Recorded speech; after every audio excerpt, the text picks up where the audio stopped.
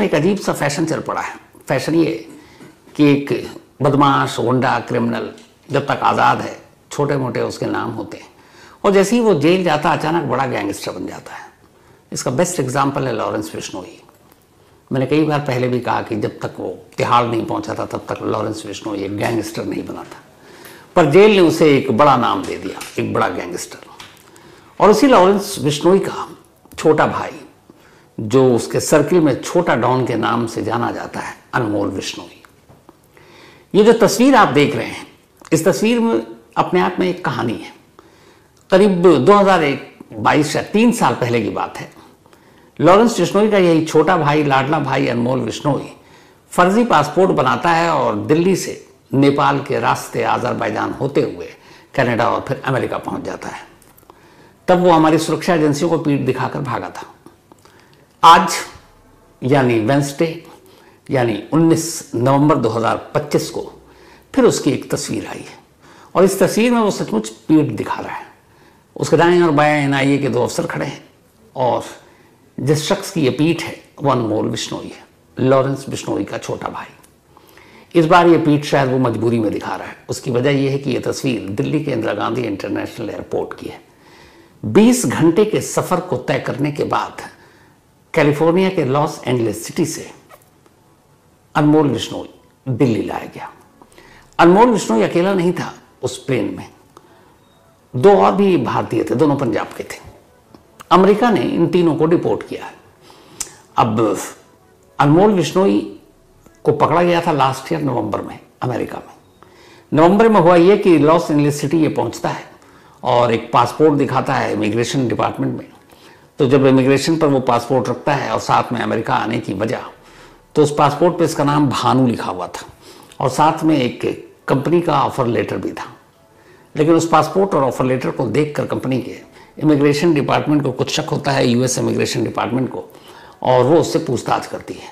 पूछताछ के बाद अचानक भेद खुल जाता है और पता चलता है कि असल में ये दोनों फेक है, पासपोर्ट भी और उस कंपनी की का जो जॉब लेटर या ऑफर लेटर है वो भी। कंपनी से बात की गई तो पता चला इस नाम के किसी शख्स को हमने ऑफर ही नहीं दिया। फिर सच्चाई सामने आती कि वो शख्स असल में भानु नहीं, बल्कि इंडिया के मोस्ट वांटेड डॉन में से एक अनमोल बिश्नोई है, लॉरेंस बिश्नोई का छोटा भाई।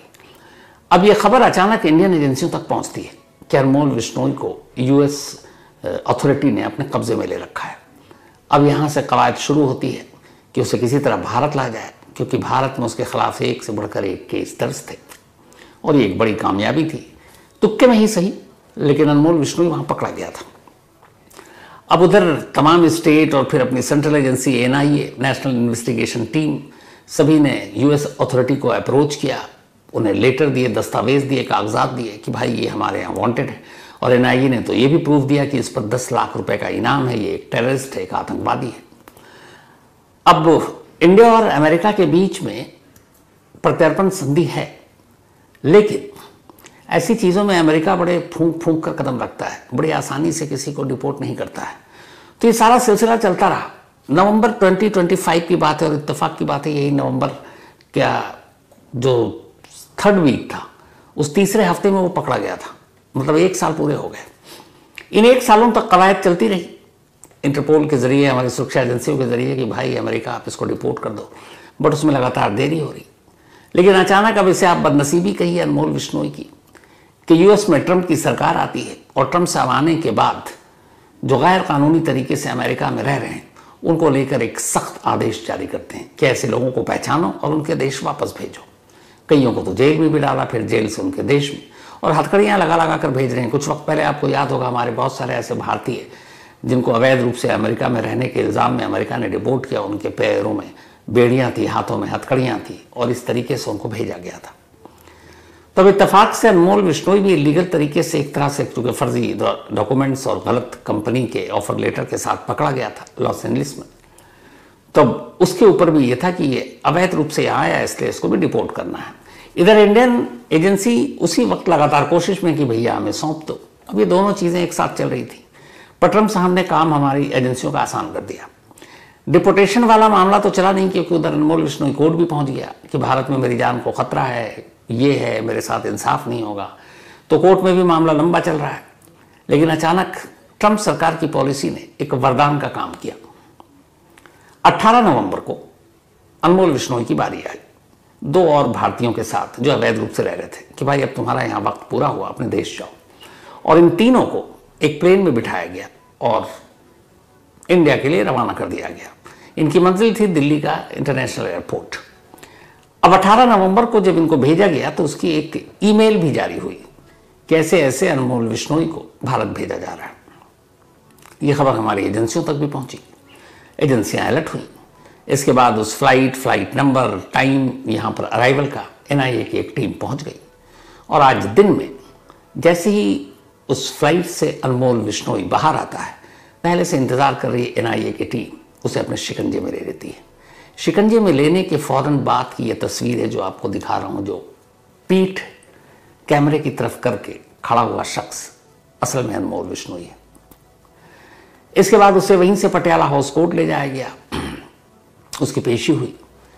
अब कायदे से यह पूरा जो मामला है, हमारी एजेंसियों की किस्मत कि अमेरिका की एक पॉलिसी की वजह से एक मोस्ट वांटेड क्रिमिनल हमारे शिकंजे में आ गया।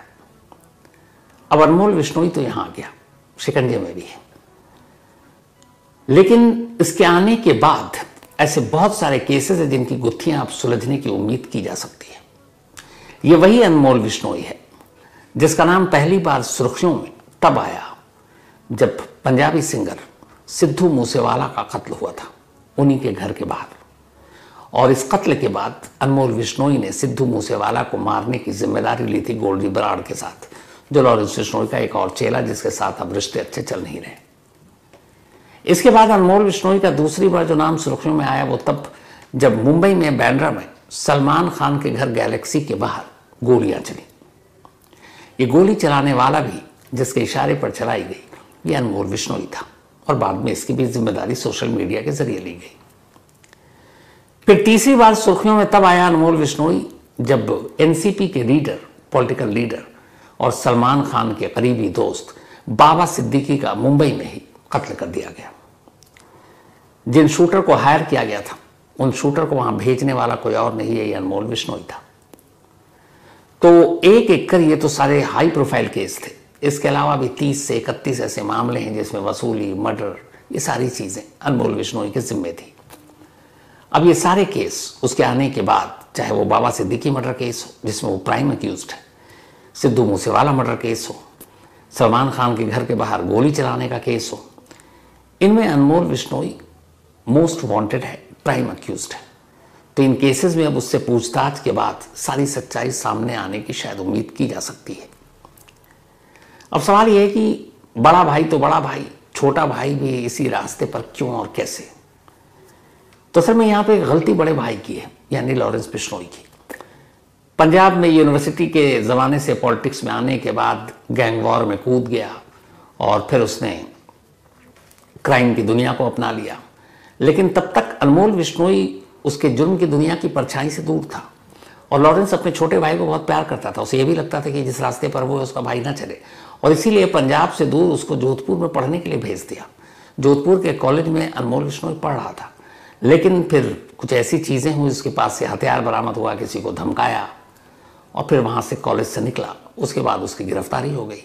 गिरफ्तारी के बाद उसको फजिल्का जेल में रखा गया, फिर वहाँ से उसको राजस्थान जेल भेज दिया गया। अब धीरे धीरे इन छोटी छोटी चीज़ों के बाद जब अनमोल बिश्नोई को लगा कि फिर इसी रास्ते पे चलना है तो भाई के साथ ही चल पड़ो, उधर लॉरेंस बिश्नोई को भी लगा कि जब इसको ये जुर्म की दुनिया में आ ही गया है तो चलो अपना एक खास भरोसेमंद सिपह सालार उत्तराधिकारी भाई के अलावा और कौन हो सकता है।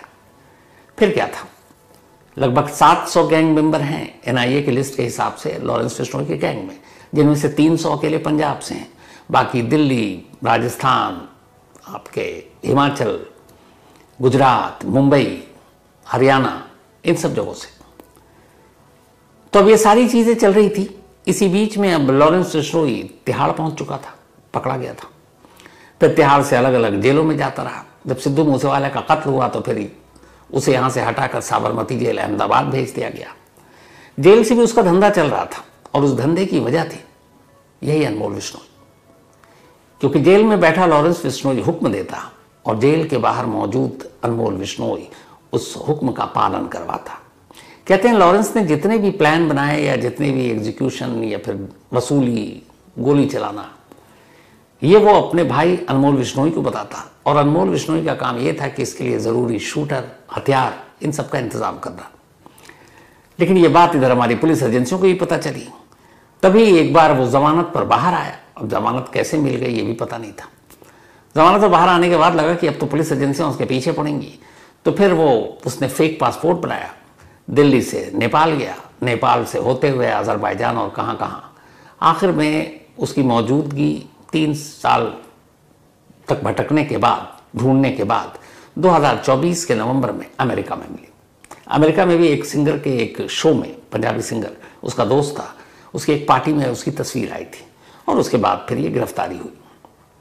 तो साल भर पहले वो वहां गिरफ्तारी हुई थी। अब इस गिरफ्तारी से पहले तक, अभी 18 नवंबर से डिपोर्ट करने से पहले तक, जो भी लॉरेंस बिश्नोई को काम होता था सीधे अपने भाई को फोन करता था। अब आप चौंकिए मत, जेल में आजकल फ़ोन बड़ी आसानी से उपलब्ध है, बस आपका कांटेक्ट होना चाहिए, आपके पास पैसे होने चाहिए जेल के स्टाफ को खिलाने के लिए। तो फिर जैमर वैमर नाम की भी चीज़ नहीं रहती, जैमर का भी रुख मोड़ दिया जाता है। ज़्यादातर जेलों में जो फ़ोन करते हैं उसमें एक खाली ऐसा एक कोना या हिस्सा होता है जहां आप जाकर आसानी से कॉल लगा सकते हैं। जैमर पर खामखा सरकार इतने पैसे खर्च करती है, जब ऑलरेडी फ़ोन पे काम चल ही रहा, बात हो ही रही है, तो फिर जैमर पे क्यों टैक्स पेयर के पैसे के खर्च, लाखों करोड़ों रुपए देश के अलग अलग जेलों में। तो खैर, अब बड़ा भाई जेल में है, छोटा भाई जेल के बाहर पूरी विरासत संभाल रहा है, धमकाने से लेकर, वसूली से लेकर, डराने से लेकर, मारने से लेकर, हर काम। उधर जो दूसरा गुर्गा पार्टनर गोल्डी बराड़, उसके साथ शायद थोड़ी सी तकरार हो गई लॉरेंस बिश्नोई की, तो अब अकेला खुल्लम खुल्ला अनमोल बिश्नोई जेल के बाहर एक तरह से छोटा डॉन पूरे लॉरेंस गैंग को ऑपरेट कर रहा है। वो अमेरिका भी देख रहा है, वो कनाडा भी देख रहा है, वो दुबई भी देख रहा है, वो इंडिया के अलग अलग 6-7 स्टेट भी देख रहा है।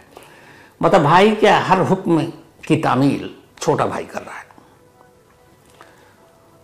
और इसी के बाद अब उसके ऊपर एनआईए की नजर पड़ी, डोजियर बनाना शुरू हुआ, तो पता चला कि भैया बड़ा भाई तो बड़ा भाई, छोटे भाई के नाम पे भी कुछ छोटे मोटे अफसाने या केस नहीं है, बहुत सारे हैं। फिर एनआईए को लगा कि नहीं, ये तो बहुत आगे जा रहा है। तब 10 लाख रुपए का इनाम उसके सर पर रखा गया। सिद्धू मूसेवाला और फिर बाबा सिद्दीकी का मर्डर केस ने अनमोल बिश्नोई को, मतलब सुरक्षा एजेंसियों को बेचैन किया कि अब इसको पकड़ना चाहिए, प्रेशर ज्यादा था।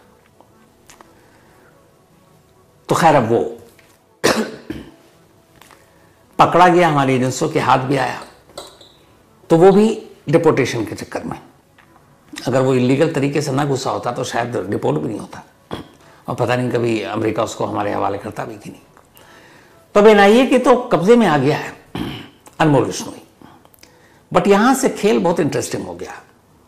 ये हम सब जानते हैं कि होम मिनिस्ट्री के एक खास ऑर्डर के हिसाब से लॉरेंस बिश्नोई को अहमदाबाद की साबरमती जेल में रखा गया है, जबकि अहमदाबाद की जेल में उसका या अहमदाबाद में कोई क्राइम उसके नाम पर रजिस्टर नहीं है। असल में वो वांटेड है पंजाब में, दिल्ली में, हरियाणा में, राजस्थान में और मुंबई में, बाबा सिद्दीकी मर्डर केस और सलमान खान के घर के बाहर गोली चलाने में।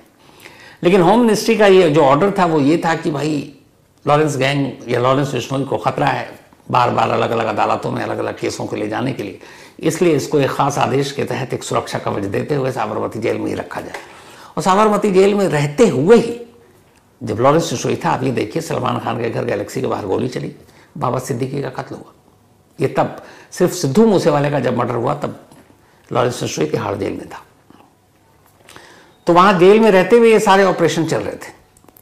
अब अनमोल बिश्नोई आ गया, एनआईए उससे पूछताछ करेगी, पर एनआईए उसको हमेशा के लिए तो अपना मेहमान बनाकर अपने दफ्तर में रखेगी नहीं, ना अपनी कस्टडी में। आखिर में जुडिशियल कस्टडी यानी न्यायिक हिरासत में उसको जेल भेजना है। और जेल जाने से अब क्रिमिनल कौन डरता है?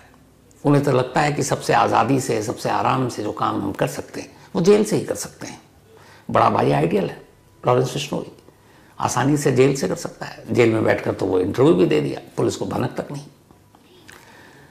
तो अब अनमोल बिश्नोई का आना सिर्फ तमाशा बनकर न रह जाए, इस बात का डर है। वजह ये कि बड़ा भाई अब तक यहीं जेल के अंदर से सब कुछ कर रहा है।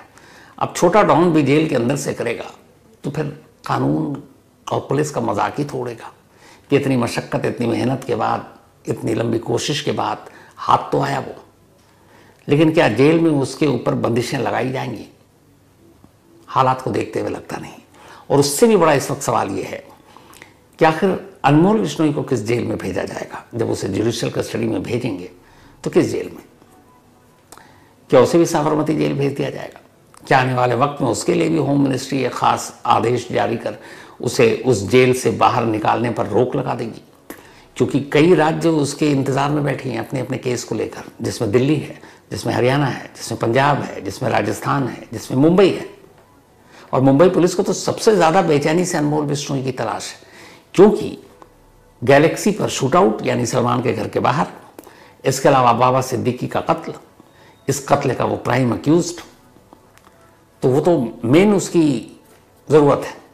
लेकिन कहीं ऐसा तो नहीं होगा कि लॉरेंस वाला सुरक्षा कवच अनमोल बिश्नोई को भी दे दिया जाए और कहा जाए कि नहीं भैया, जिस भी स्टेट की पुलिस को ज़रूरत है उससे पूछताछ करने की, वो सीधे वीडियो कॉल से कर ले, जेल से बाहर नहीं जाएगा, किसी स्टेट की पुलिस को नहीं सौंपा जाएगा। क्योंकि अपने यहाँ स्टेट वाइज पॉलिटिक्स भी बहुत है। तो अगर ऐसा होता है तो फिर अनमोल बिश्नोई को लाने का कोई मतलब नहीं है। फिर तो यहाँ की जेल में रहे या अमेरिका या कनाडा में कहीं भी रहे, कोई फ़र्क नहीं पड़ता। यहाँ अगर जेल में भी रहकर वो उसी तरीके से अपना गैंग ऑपरेट करता है तो भी उसको यहाँ लाने का कोई मतलब नहीं है। फिर तो आज़ाद ही सही है, क्योंकि जो काम वो आज़ाद रहकर कर रहा है जेल से भी वही करेगा, बड़ा भाई भी तो वही कर रहा है। तो इसीलिए आने वाले वक्त में ये देखना बड़ा इम्पॉर्टेंट होगा कि एनआईए अनमोल बिश्नोई के साथ क्या करती है, उसे किस जेल में भेजती है, और क्या आने वाले वक्त में होम मिनिस्ट्री जो भाई वाली फैसिलिटी है यानी बड़े डॉन लॉरेंस बिश्नोई वाली, उसके छोटे भाई छोटे डॉन अनमोल बिश्नोई को भी देगी। नज़र इस पर रहेगी और जो भी अपडेट होगा आप तक ज़रूर पहुंचाएंगे। फिलहाल इस कहानी में आज इतना ही। अब आपसे मुलाकात